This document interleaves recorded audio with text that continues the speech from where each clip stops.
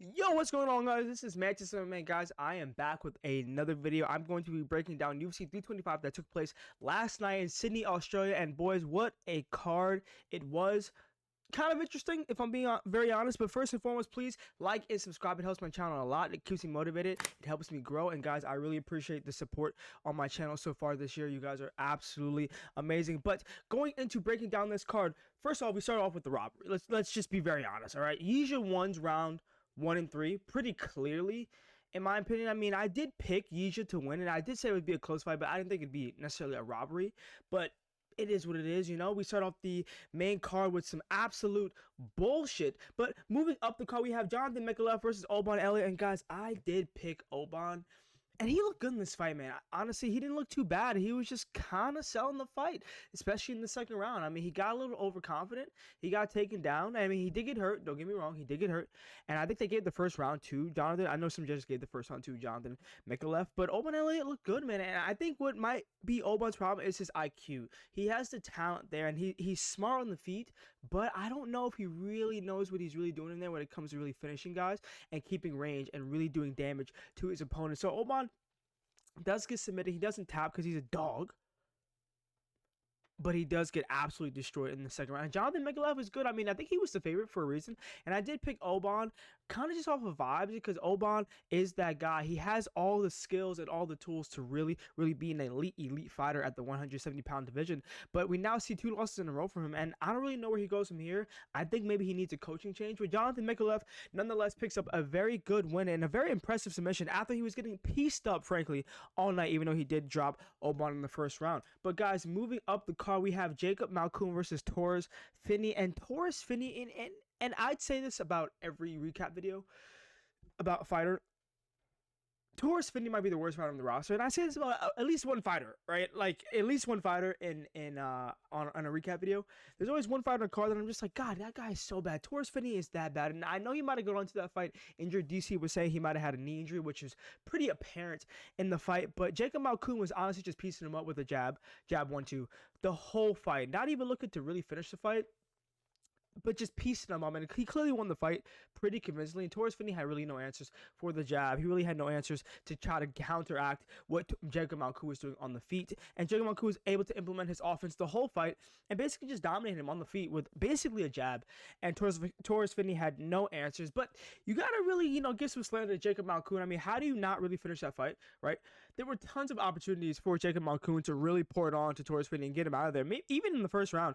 And it didn't seem like he really had that killer instinct. I don't know if he was trying to preserve his gas tank. I'm not too sure really what the game plan was in terms of trying to get the finish, but it presented itself multiple times and he was not able to do that. Nonetheless, he does pick up a very impressive win. But is he really impressive though? I mean, Torres Finney kind of was just giving him the fight, kind of just giving him a place to just put his jab out, and Jacob Malkoun did not take full advantage of that, I feel like, in my opinion. But again, he picks up a very impressive win. And Torres Finney, I mean, he has a lot of work to do, really. I mean, he's not really a prospect, but he's still kind of a prospect coming up from Dana White Contender Series. But Jacob Malkoun does pick up a win. But guys, moving up the card, we want to look at Cam Rousen versus Cody Brundage. And guys, this is pretty easy to predict. And in the last fight, I did pick Torres Finney to upset Jacob Malkoun, even though Jacob Malkoun was the favorite. But anyway, this is a pretty easy pick. This is kind of a layup, an absolute lock on the card. Cam Rousen is really good. I think, like I said in my breakdown video, Cam Rousen is going to be one of those guys that is up and coming and that people are going to really start to find out about as the year progresses and as his career really unfolds. He absolutely destroys Cody Brundage. Cody Brundage, again, kind of like Torres Finney, didn't really have many answers for Cam Rousen on the feet. He was kind of just getting pieced up into oblivion. And Cam Rousen was really picking the shots and had Cody Brundage up against the fence and was really picking the shots really well. And he was able to find the KO in the late second round. I mean, I think it was in the early second round. And it was just really impressive. Cam Rousen kind of does that to everyone, and I'm really excited to see where Cam Rousen goes from here. I mean, he's lanky, he's tall, he has the striking. I would like for him to be a little bit more violent, if you know what I mean. I would like him to throw some knees. I would like him to throw some leg kicks. I would like him to throw some elbows right in the clinch. I like him to be a little bit more valiant and not as technical on the outside, and really showcase that dog that I think he has in him. But nonetheless, he does pick up a very important and very critical win against Cody Brundage, because this sets him up for now in the middleweight division, some ranked guys, or maybe some guys on outside of the rankings where you could like really build up your name. So Cam Rousen does pick up a very impressive win. And Cam Rousen, like I said in my breakdown video, can be a very enticing and a very, very, very interesting prospect in the middleweight division going forward. But he picks up a good win, and we move up the card to Junior Tafa versus Billy Elikana. And this also, and I'm going to be honest, right? That first round, when Billy got dropped, I was like, oh my God, he's not going to lose to fucking Junior Tafa. And Junior Tafa is 6-5 now. I think he was 6-4 going into this fight. Isn't bad. But then he has performances, and you're like, he's pretty bad. And Billy Elikana is all around. He's very, very good all around. And when he got dropped in that first round by Junior Tafa, I was like, oh my goodness, like he's going to sell everything. Like he's going to just ruin his stock. He's going to sell people's parlays. I don't bet though. And it just would have been a really bad performance to lose to Junior Tafa in that way. But nonetheless, he faces adversity. And Junior Tafa is good, but you can see him gas out even in the second round and cutting down from heavyweight. I don't know if that played a part in his cardio, but he looked noticeably skinnier going down to light heavyweight, which he has in the last couple fights. But his cardio just completely gassed in the second round, and Billy Elikana was able to really capitalize on that going forward. And he picked up a submission win, which I called Billy Elikana by submission in the second round in my breakdown video, and he picks up a very important and very big win for his career. So Billy Elikana didn't look great in that fight, but nonetheless, he does pick up a win. But we do move up to the main card, and look, we need to have a very serious conversation about Quillen Salakid. Because very soon, and by very soon, I mean possibly this year, he could be knocking on the door of fighting a guy like depending on what goes right, maybe like a Charles Oliveira, in November. Something crazy, right? And I'm just throwing that out there. I'm not saying it's going to happen this year. Very unlikely. But I'm just throwing it out there because this kid is an absolute star. A lot of people don't realize, and they were saying it on the commentary, and he even said it after he picks up a very important and very huge submission win over Jamie Malarkey.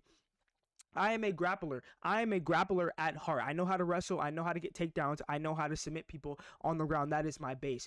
But when he puts his hands together and you combine that with the grappling threat, I mean, this kid is an absolute problem. What is that? 4 wins in 12 months, something ridiculous like that. I mean, 2 highlight reel KOs and an easy, he said easy work, an easy submission over Jamie Malarkey in the first round. I picked the fight to go to the second round just because I thought it would take him a while to find Jamie Malarkey out and to really, understand, what kind of fight it was going to be.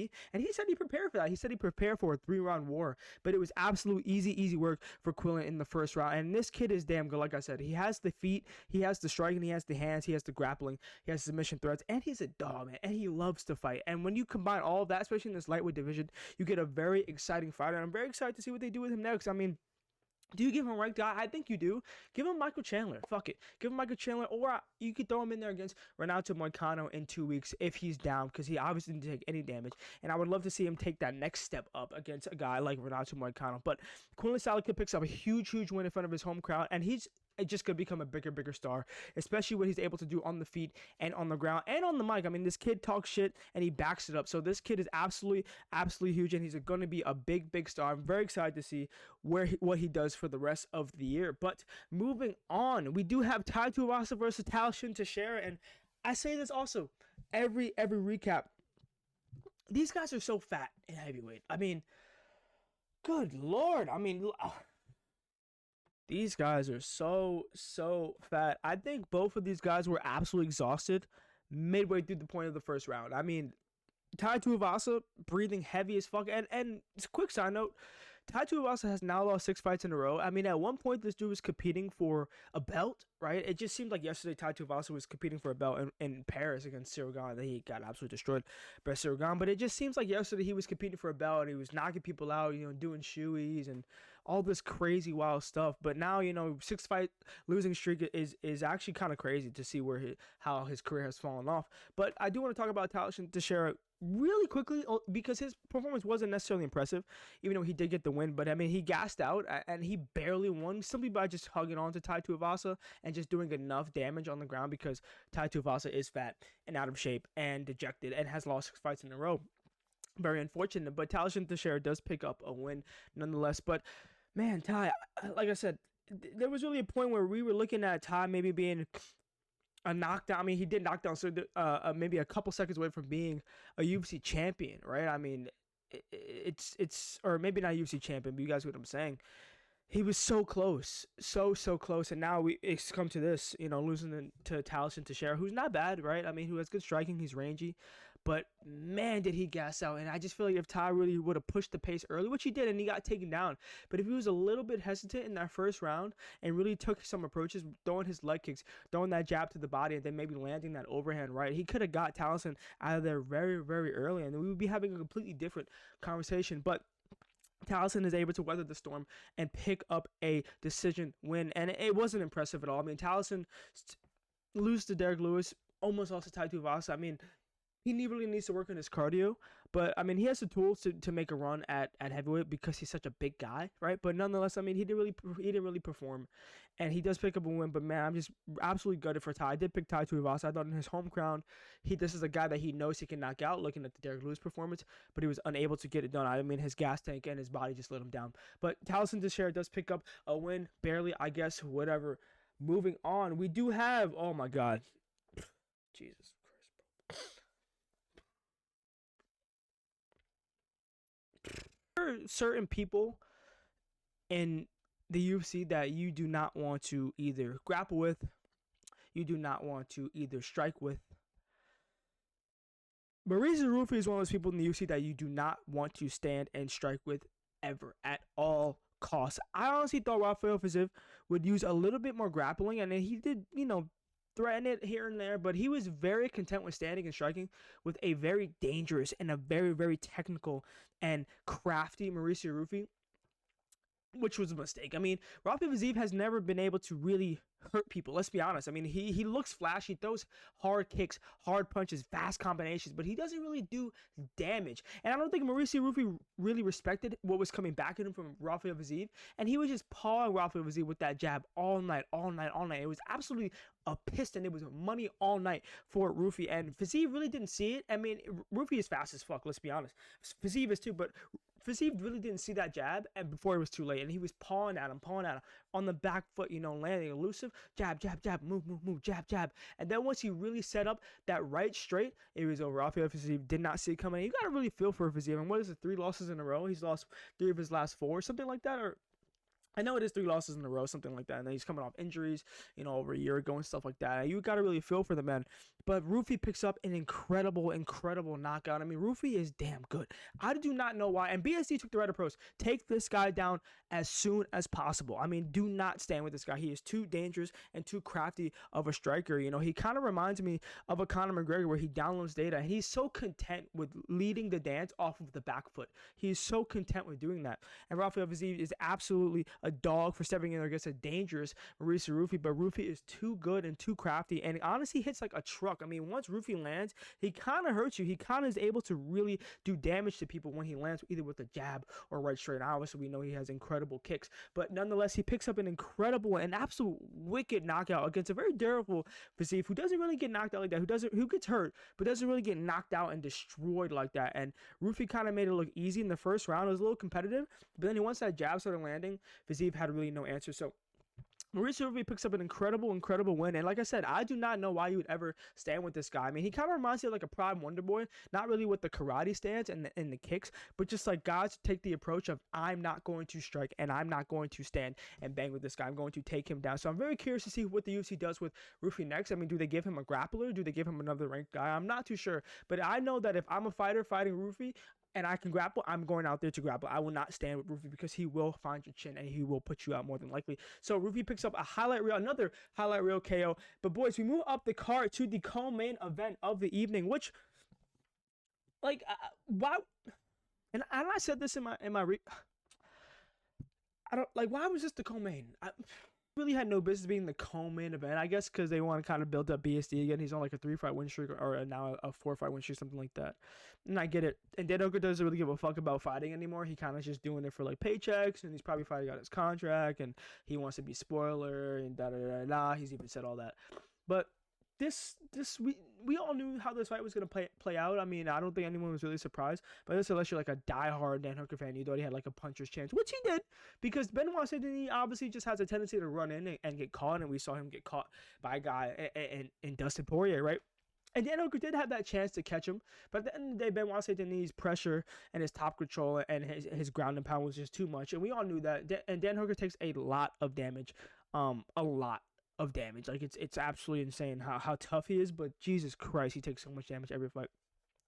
and I'm really nervous for like his health after the UFC, but that's a whole nother topic. But anyway, Benoit said that he picks up. I mean, it was impressive, right? But it was expected. I mean, it wasn't really a shocker to anyone, especially not to me. If you watch UFC, you understand how Dan Hooker's career has panned out, especially against his last fight against Arman Tsarukyan. He kind of got mauled in the same fashion, and Benoit Saint Denis was just another guy to just implement that type of mauling and really stop Dan Hooker in that way. So Benoit Saint Denis picks up huge when he called out. Who did he call? He called out Arman. He called out Max Holloway. He called out Ilya. I'm very curious to see what they do with him. I don't know. Maybe they might give him the loser. Maybe they might give him like a Paddy Pimlet. But I know they want Paddy to be a star, and I think Benoit might be kind of a bad matchup for him. So we'll see what the direction they go. They have a lot of routes to go in lightweight. Lightweight is slowly going to become that division again, I feel like, in 2026. But anyway, Benoit Saint Denis does pick up a pretty impressive win, I mean, against Dan Hooker. And Dan Hooker, man, I mean, just keep fighting until your contract's over. He's probably just going to take any fight that the UFC gives him because that's just what Dan Hooker does. But Benoit Saint Denis is on like a 3-5 win streak now. And the thing is, too, like on the feet, he still doesn't look good. Like he's still kind of out of sorts. He's kind of wacky. He's not technical on the feet at all. He's just a marauder. And he goes forward and he has this self-belief that I'm going to come at you and get you to the ground. And once I get you to the ground, like I'm just going to lay ground and pound and hurt you and make it violent and bloody and stuff like that. And he wins fights that way. But moving up the card to the main event of the evening, guys. Look, I was wrong. I was wrong. I was wrong. I was wrong. I was wrong. I was wrong. I was wrong. I was wrong. In 2026, how do I say this? The UFC isn't the same anymore where guys can just rely on a puncher's chance. And I think I fell victim to this because of the Kamaru Usman-Leon Edwards second fight, where I was like, anything could happen. But that head kick was so incredibly rare. That would never happen 9 times out of 10. That head kick only lands 1 time out of every 10 fights, right? And I feel like after that, I'm like, oh man, like this guy has a puncher's chance. He has the power. You know, he could land. When in reality, Volkanovski is so much more dominant and significantly better fighter than Diego Lopes currently is, that it was never actually going to be any different in this rematch. And I made a whole video breaking down why I think Diego Lopes could win, and he actually did better in the first fight. I mean, he made some adjustments, sure, but Volkanovski, and like I predicted, would also make adjustments. And Volkanovski, this is what he does. He circles the cage, jabs, low kicks, and Volkanovski, don't get me wrong, honestly landed some crazy bombs. Like I think not anyone else, but those are shots that he was trying to really put Diego Lopes' lights out, and he hurt him real bad, like 3 or 4 times with overhand rights.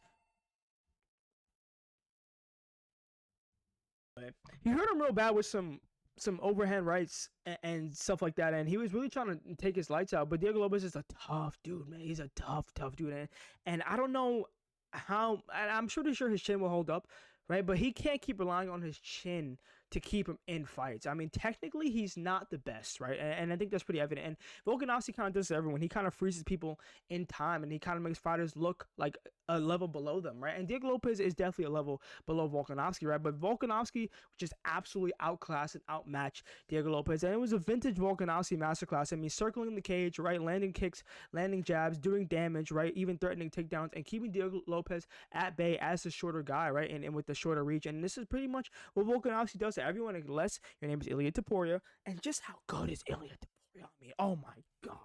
But anyways, we're not here for him. This is a vintage Volkanovski performance, and man, he's damn good. I mean, at 37, I mean, he's showing no signs of slowing down, and you got to feel for Diego Lopes. I mean, he probably won't get the shot.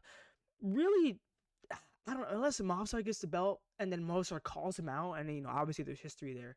But I just don't see Diego Lopes getting the shot anytime soon. Maybe for a couple years. He has to win maybe 3 fights, maybe knock out 2 guys in a row, win a 3rd fight, something like that, to really have another shot at it. But Volkanovski with the vintage performance, man. And just Volk, man, I mean, who does he fight next? I mean, I say it's Movsar, but he did say at the end, like, he heard there's a rumor between Movsar and Lerone Murphy, and then he'll fight the winner of that, which obviously should be next. But if that's not happening, just put Movsar in there. I mean, Movsar is undefeated. Lerone Murphy is too, but I think Movsar is most deserving next. And then Volkanovski is such a dog, man. I mean, Volkanovski, I thought he would just get clipped because of his tendency to lean backwards, but he was able to really keep Diego Lopes at range. And Diego Lopes didn't really go into the fire like I thought he should have. I thought Diego Lopes knew that he was going to get pieced up almost and take a lot of jabs and lookers, but fuck that and just go forward and land multiple combinations. Instead of throwing 1-2s, instead of throwing one punch, land 3, 4, 5, 6. And that's how Ilya was able to catch Volkanovski. And I thought Diego Lopes had the skill set and the tools to do that, but he was not able to get it done. And then Volkanovski just does what Volkanovski does, puts on an absolute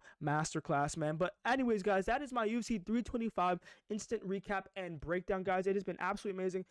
I'm probably going to make a recap video, or not a recap video, a breakdown video for this card coming up, Batista versus Oliveira, which should be an electric main event. I'll probably be making that probably tonight. Should be out for you guys tomorrow. But anyway, guys, you guys are absolutely amazing. And remember, please like and subscribe. It helps me out a lot, and you guys are sick anyways.